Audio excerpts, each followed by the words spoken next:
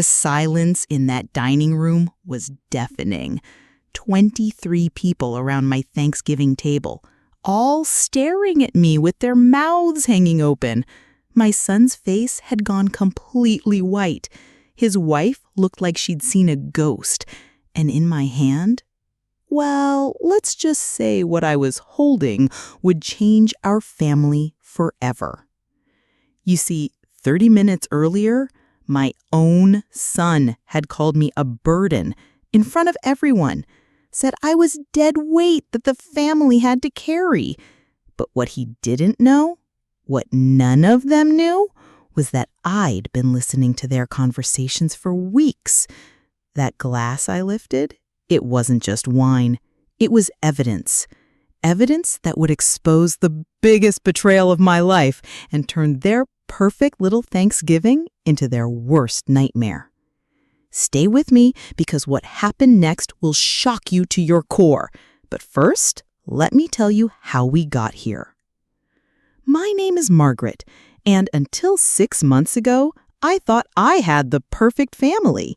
I'm 68 years old, and I'd been married to my wonderful husband Robert for 45 years. We built a beautiful life together, raised 2 sons, ran a small but successful printing business, and created countless memories in our family home. But then Robert passed away suddenly from a heart attack, and my world turned upside down. The grief was overwhelming, but I thought I had my family to lean on. My older son, David, who's 42 and works as a real estate developer, immediately stepped up. He and his wife, Jessica, insisted I shouldn't be alone during this difficult time. "Mom, you should move closer to us," David said, just a week after the funeral. "We want to help you through this. The kids would love to have Grandma nearby." Jessica, his wife of 15 years, nodded enthusiastically. She runs a successful interior design business and always seems so put together, so caring. "We have that lovely apartment complex just 10 minutes away. You'd be close enough for dinner every Sunday, but still have your independence." It seemed like a blessing. Their children, my grandchildren, Emma and Tyler, 16 and 14, were growing up so fast. I'd missed too much of their lives living 3 hours away. This would be my chance to be the grandmother I'd always wanted to be. So I sold our family home, the place where Robert and I had spent 30 decades building our dreams. It broke my heart, but I told myself this was a new chapter. I was moving toward love, toward family, toward healing. For the first few months, everything seemed perfect. I'd come over for Sunday dinners, help Jessica with her garden, take the kids shopping for school clothes. David would stop by my apartment to check on me, always asking how I was managing, if I needed help with anything. But lately, something had started to feel off. Little comments here and there. Jessica mentioning how tired I looked, suggesting I might want to take it easy more often. David asking strange questions about my finances, whether I was keeping track of everything okay, and if I might need help organizing my affairs. I brushed it off. They were just being caring, right? Looking out for their aging mother and grandmother. But as Thanksgiving approached and they insisted on hosting at their house instead of our usual tradition at mine, I started to wonder if there was more to their concern than simple love. I had no idea how right I was. The morning of Thanksgiving, I arrived at David and Jessica's house early with my arms full of contributions, my famous pumpkin pie that the family had been requesting for 20 years, homemade dinner rolls, and carefully wrapped gifts for the grandchildren. "Oh, Mom, you didn't need to bring so much," Jessica said, but there was something in her voice that didn't match her smile. "We have everything under control." "I just want to help, sweetheart," I replied, setting my things down in their beautiful kitchen. You know how much I love our family gatherings. David kissed my cheek and said he needed to finish some work calls before the guests arrived. Jessica busied herself with last-minute preparations, shooing me away when I tried to help with the table setting. "Why don't you just relax in the living room, Mom?" she suggested. "You've done enough." but I'd never been one to sit idle when there's work to be done. So I wandered into the dining room to see if I could at least help arrange the flowers or adjust the place settings. That's when I heard their voices coming from the kitchen, low, but not low enough. "Your mother is becoming such a burden," Jessica was saying, and my blood turned to ice. I couldn't believe what I was hearing. David's voice replied, "I know, but we need to be patient just a little longer. Once we get power of attorney established, we can move her into that facility we looked at, and then we can sell her house and liquidate the business assets." The room started spinning. They thought I'd already sold everything, but I'd only sold the house, the printing business, Robert's life insurance money, our savings accounts. That was all still mine. What were they planning? "Thank God," Jessica continued, and I could hear her opening and closing cabinet doors. My book club friends think I'm insane for letting her interfere so much. Linda Morrison asked me yesterday why we don't just put her somewhere. I told her we're working on it, but these things take time. "The important thing is that we're building a case," David said, and hearing my son talk about me like I was some kind of legal problem made me want to vomit. Dr. Peterson said he'd be willing to document some memory issues if we need him to, and having everyone here today will help. Witnesses to see how she's declining. Memory issues? Declining? I was sharper than both of them combined. I balanced my own checkbook, managed my investments, read 3 books a month, and could still beat David at chess blindfolded. "I just hope she doesn't make a scene with her cooking," Jessica said with a laugh that made my skin crawl. "It's so heavy and outdated. And honestly, she's starting to smell like, old people smell. It's embarrassing when my friends come over." I looked down at myself, my carefully chosen outfit, the perfume Robert had bought me for our last anniversary, the hands that had cooked thousands of meals for this ungrateful family. "At least Tyler's excited about getting her car collection," David said. "I promised him the Mustang once she doesn't need it anymore. My husband's vintage cars, the ones he'd lovingly restored in our garage, the ones that held memories of road trips and Sunday drives and teaching David how to drive stick shift in the '67 Camaro. They were already dividing up my life like I was dead." I heard footsteps approaching and quickly moved to the far end of the dining room, pretending to admire Jessica's expensive artwork. My heart was pounding so hard I was sure they'd hear it. "Oh, there you are, Mom," David said, appearing in the doorway with that same loving smile he'd been giving me for months. Now I could see it for what it really was, a mask hiding something ugly underneath. "Just admiring Jessica's beautiful decorating," I managed to say, proud that my voice didn't shake. For the next 4 hours, as family members arrived and filled their home with laughter and conversation, I watched my son and daughter-in-law perform. They hugged me, complimented my pie, told everyone what a wonderful mother and grandmother I was. But now, I could see the truth behind every gesture. As more family arrived, the performance became even more elaborate and more painful to watch.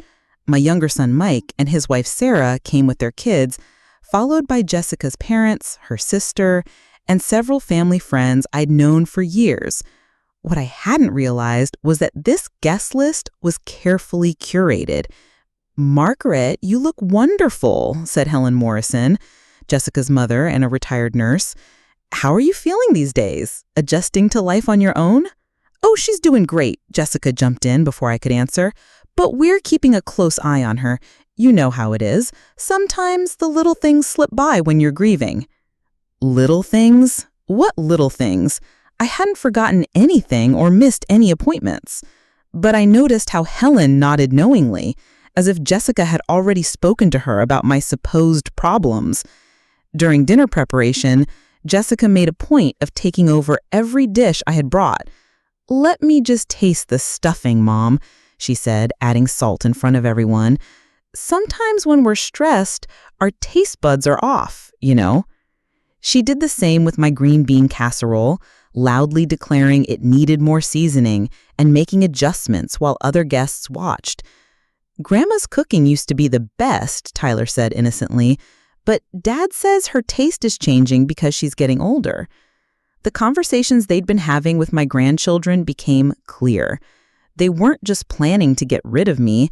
They were preparing the children for my absence, painting me as someone who was losing her abilities. When my sister Linda arrived, she pulled me aside with a concerned look. "David called me last week, Margaret. He's worried about you.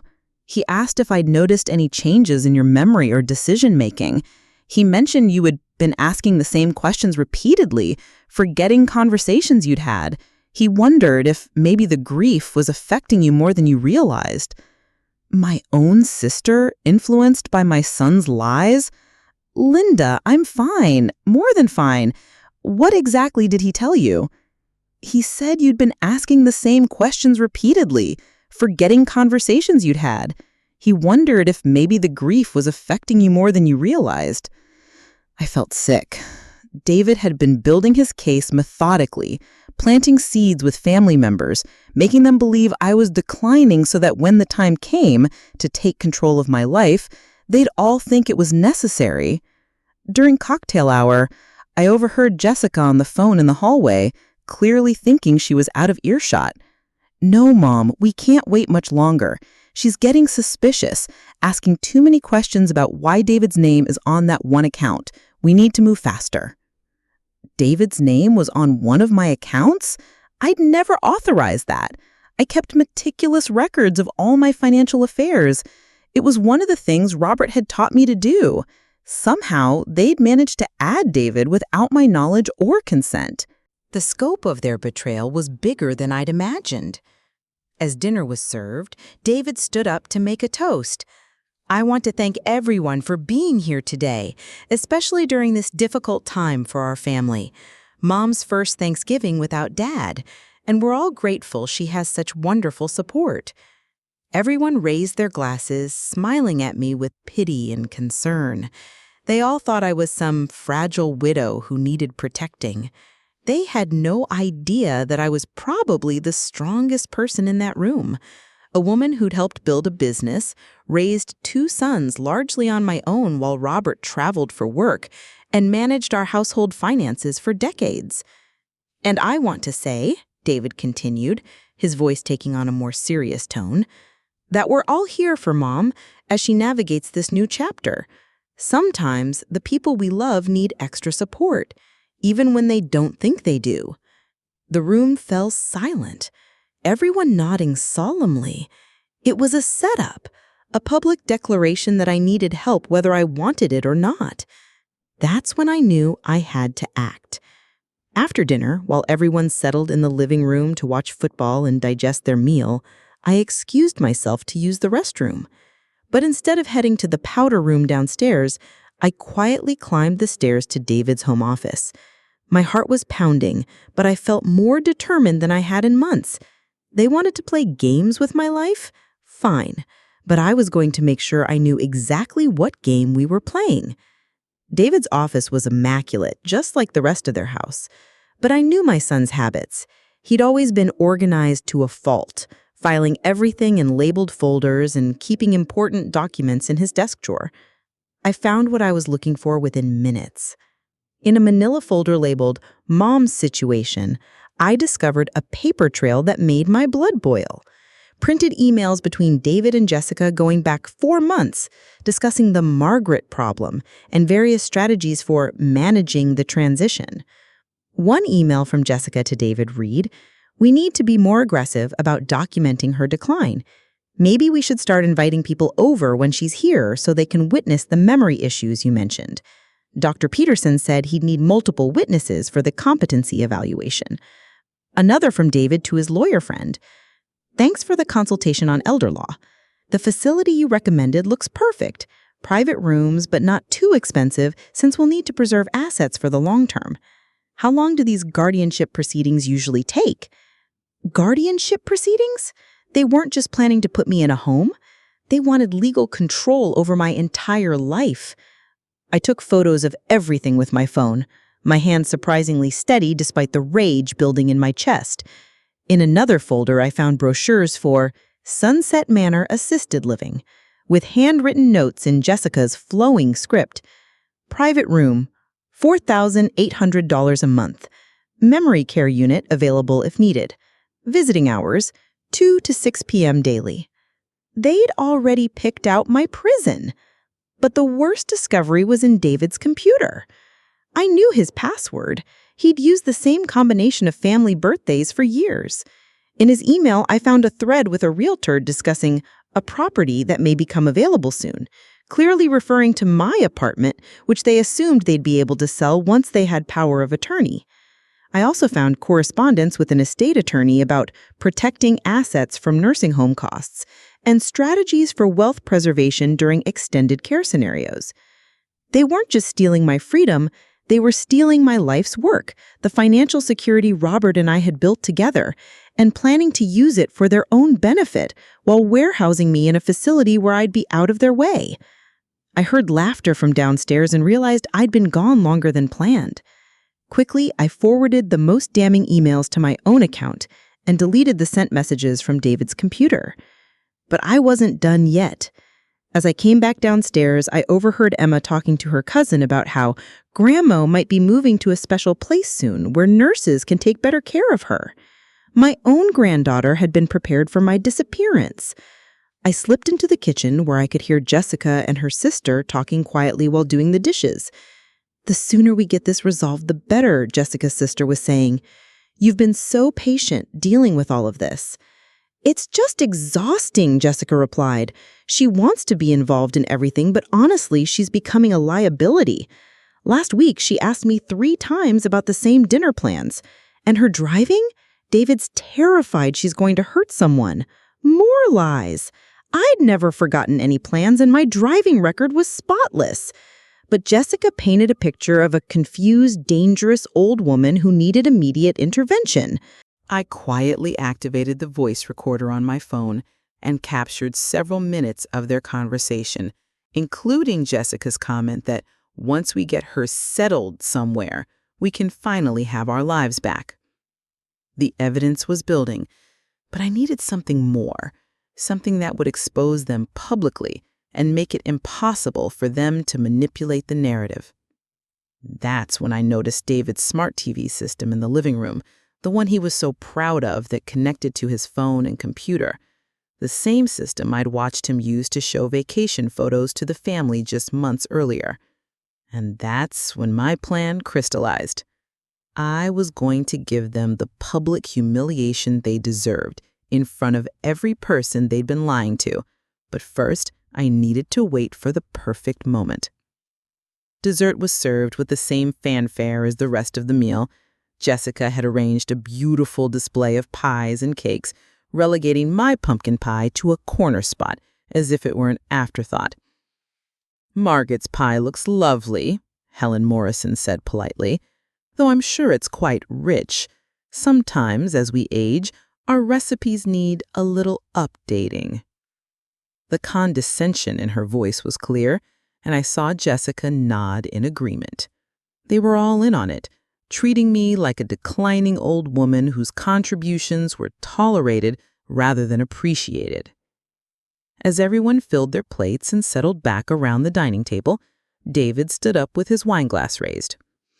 "Before we dig into these incredible desserts," he began, "I want to say something about family, about taking care of the people we love."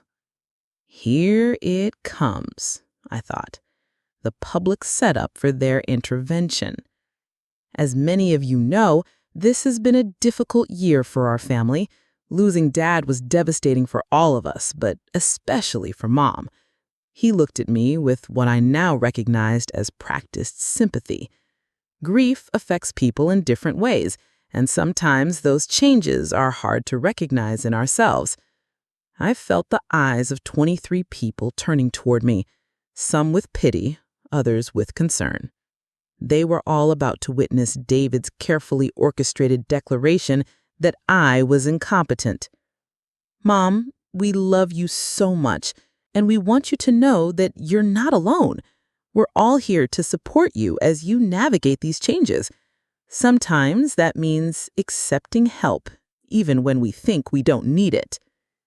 The room was silent except for the gentle clink of forks against dessert plates. This was it, the moment David had been building toward for months, the public acknowledgement of my supposed decline, witnessed by family and friends who would later testify to my need for intervention. "Which is why," he continued, his voice growing more confident, "we think it might be time to consider some changes.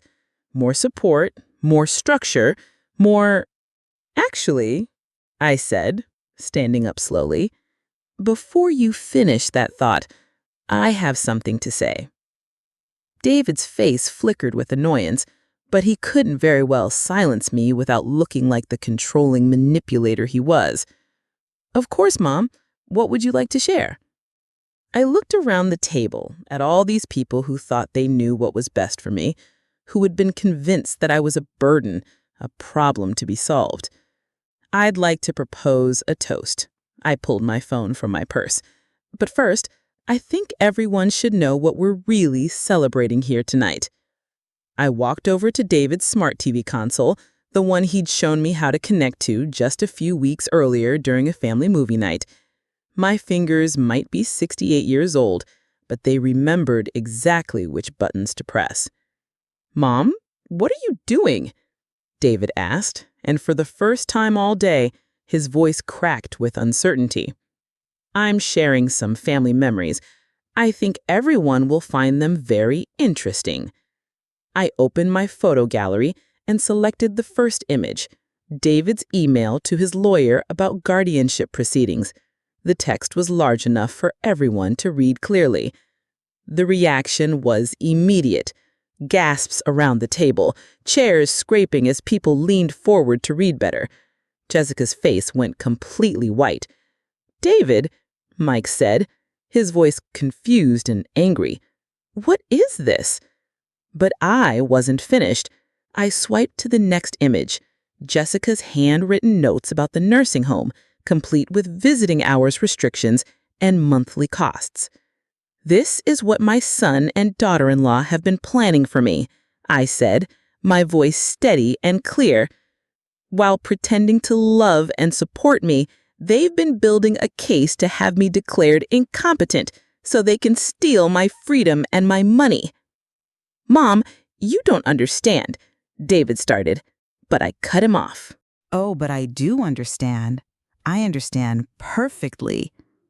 I swiped to the next image, the email about liquidating my business assets. "I understand that you've been telling everyone I'm declining mentally while secretly adding your name to my bank accounts without permission."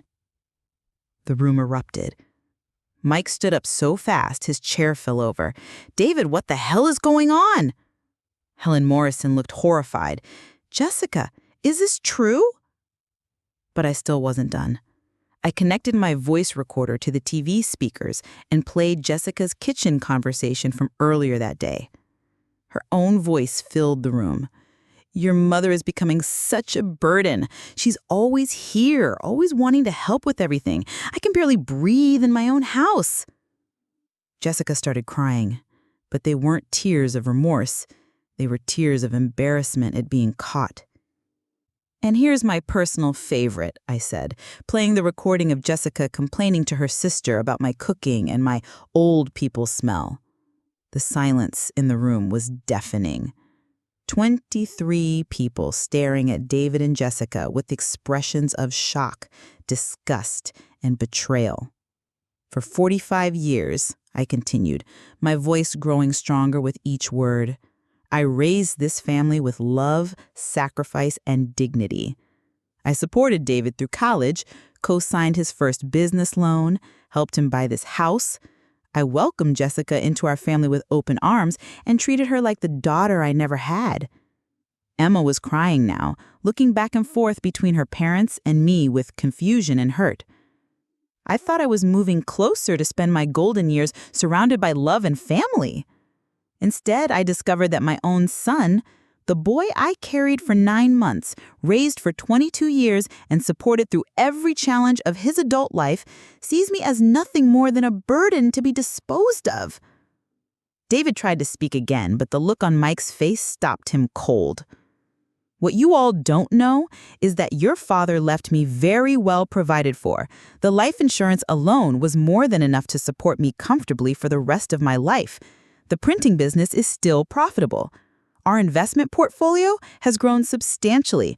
I have more money than I could spend in 2 lifetimes, and I was planning to leave most of it to my children and grandchildren. The room was so quiet, you could hear the grandfather clock ticking in the hallway. But after today, I'm making some changes. The aftermath was swift and brutal.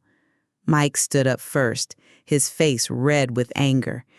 "David, I am ashamed to call you my brother right now. How could you do this to Mom?"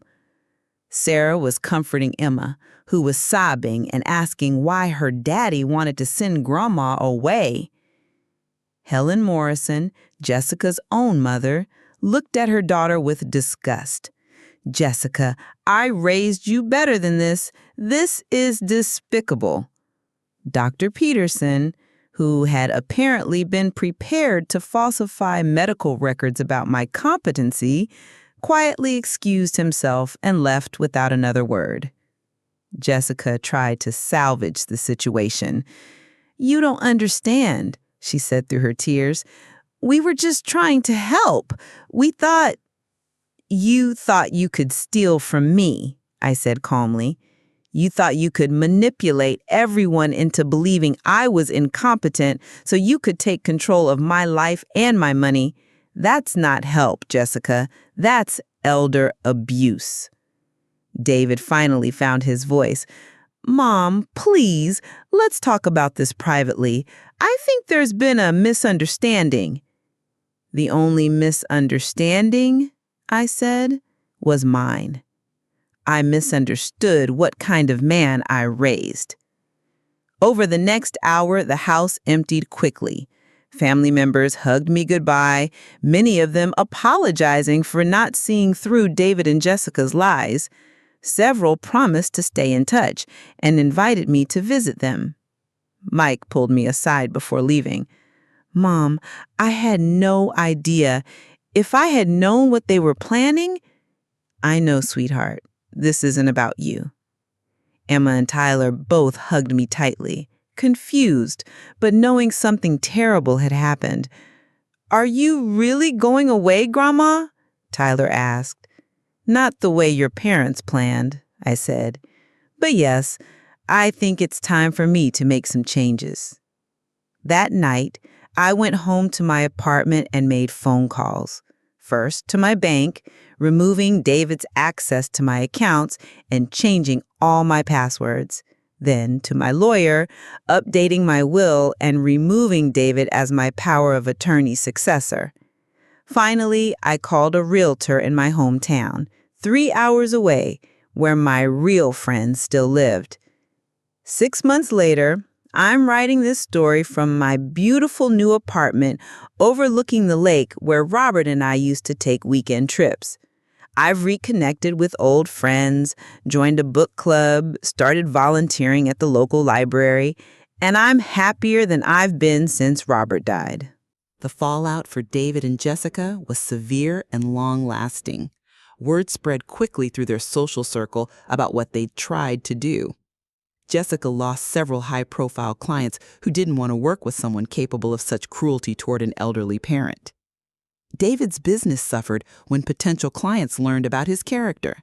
Apparently, people don't trust their real estate transactions to someone who would steal from his own mother.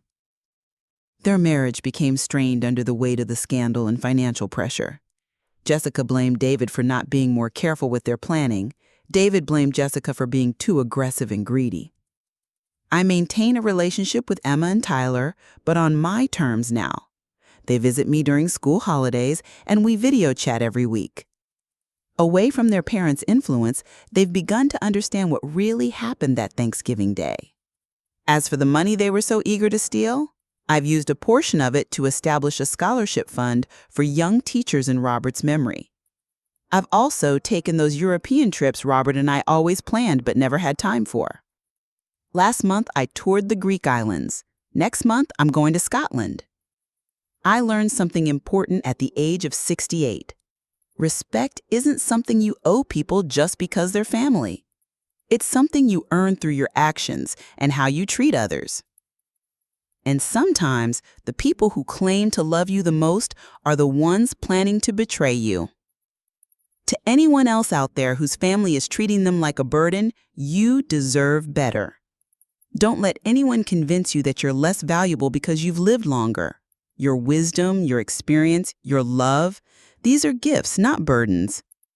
And if someone tries to take advantage of you because they think you're weak or helpless, well, sometimes the best revenge is simply proving them wrong.